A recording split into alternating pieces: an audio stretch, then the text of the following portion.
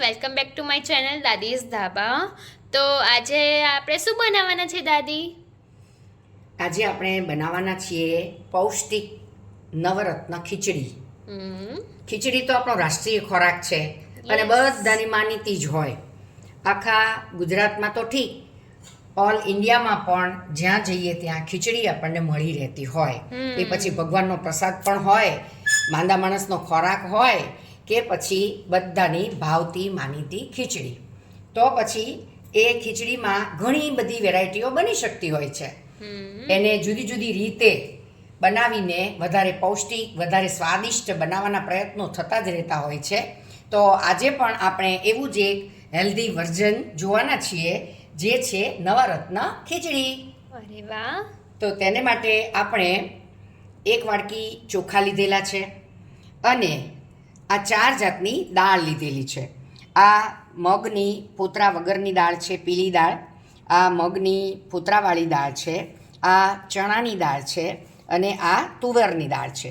આ 1 વાટકી ચોખા સામે આ બધી થઈને 1 વાટકી દાળ છે. એટલે બધી દાળ અને આ ચોખાનું માપ સમપ્રમાણમાં છે.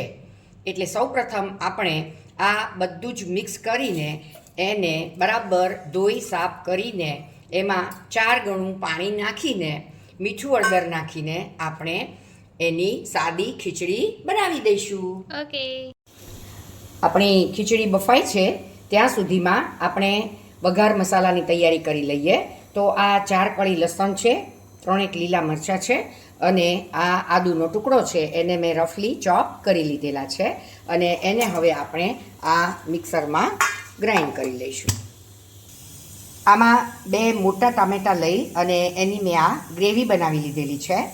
અને બીજી તૈયારીમાં આપણે આ સફેદ ભાગ સાથેના લીલા કાંદા લીધેલા છે, ગાજરને ખમણી લીધેલું છે અને કોબીને પણ એ જ ખમણીથી ઝીણું ઝીણું ખમણીને તૈયાર કરી લીધેલું છે. આમાં તમે કેપ્સિકમ કે એવા બીજા કોઈ પણ શાકભાજી તમારી પસંદના જે કોઈ નાખવા હોય તે નાખી શકો છો. અને પછીથી આપણે આમાં પાલક બ્લાન્ચ કરવા મૂકેલી છે. નીચે ગરમ પાણીમાં આ રીતે આપણે બાફી લેવાની છે અને પછી એને ઠંડા પાણીમાં આપણે નાખી દેતા હોઈએ છીએ. એટલે પાલકનો કલર એવો ને એવો જ રહેતો હોય છે. જે રીતે આપણે પાલક પનીરના શાકમાં કે એને માટે કરતા હોઈએ છીએ એ રીતે આ પાલકને આપણે બ્લાન્ચ કરી લીધેલી છે. હવે આપણે એક કડાઈમાં 2 ચમચી જેટલું ઘી લીધું છે અને એમાં 1 પાવડી જેટલું આપણે તેલ નાખીશું, એટલે ઘી બળી ના જાય.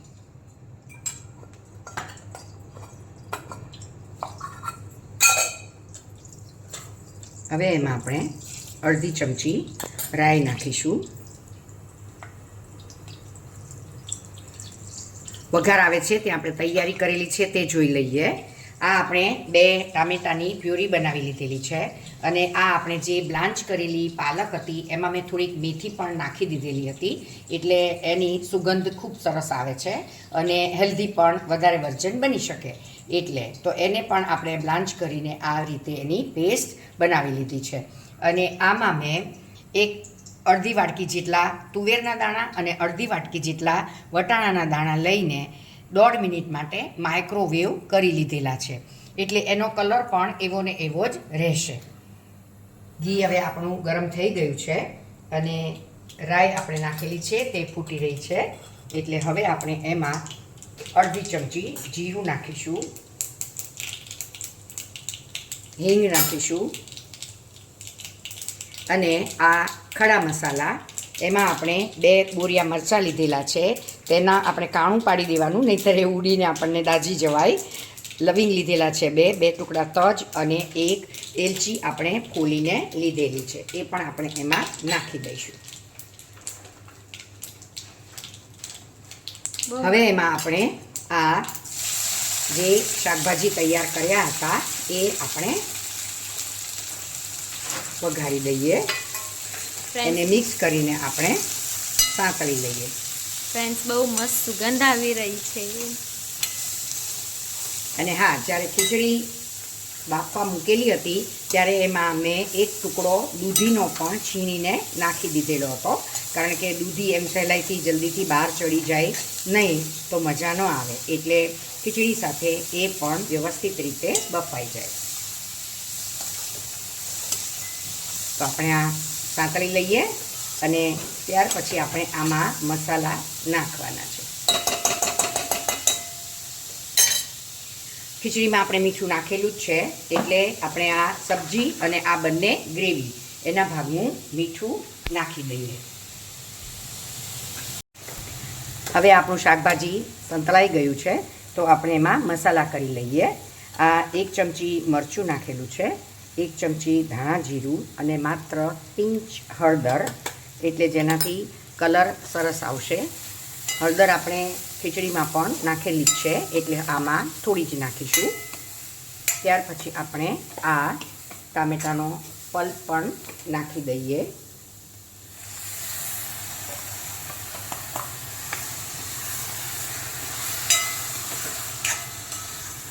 એટલે એ પણ બરાબર ચડી જાય.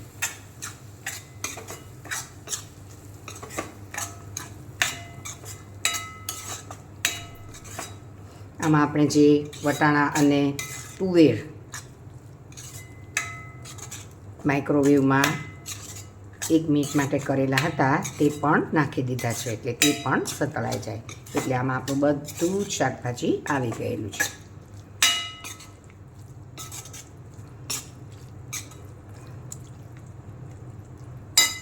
સહેજ વાર એને થવા દઈએ, ટામેટાં ચડી જાય ત્યાં સુધી. હવે એમાં થોડું આપણે ગરમ મસાલો ઉમેરી દઈએ. ખડા મસાલા નાખેલા છે, એટલે માત્ર 5 ચમચી જેટલો જ ગરમ મસાલો આપણે નાખેલો છે. હવે આ ટામેટાં પણ બરાબર સંતળાઈ ગયા છે, ચડી ગયા છે અંદર, એટલે કાચા નહીં લાગે.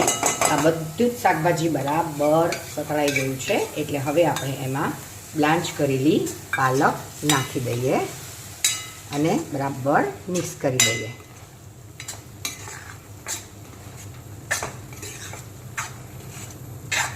ફ્રેન્ડ્સ, કેટલો મસ્ત કલર દેખાઈ રહ્યો છે.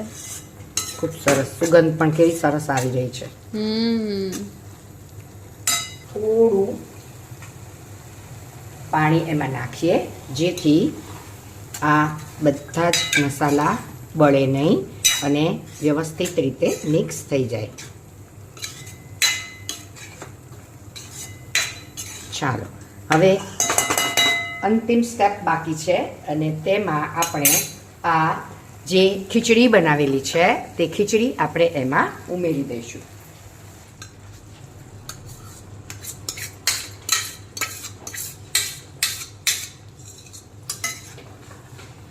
બનેલી ખીચડી આપણે અંદર નાખી દીધી છે, અને હવે બરાબર સારી રીતે એને આપણે મિક્સ કરી દઈએ.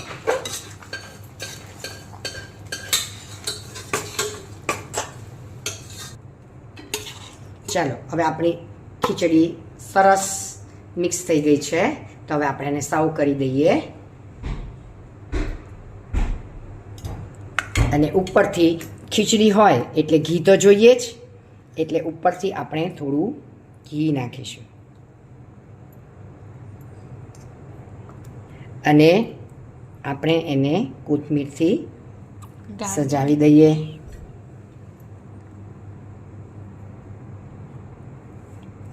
અને આપણે એને દહીં સાથે પીરસીશું.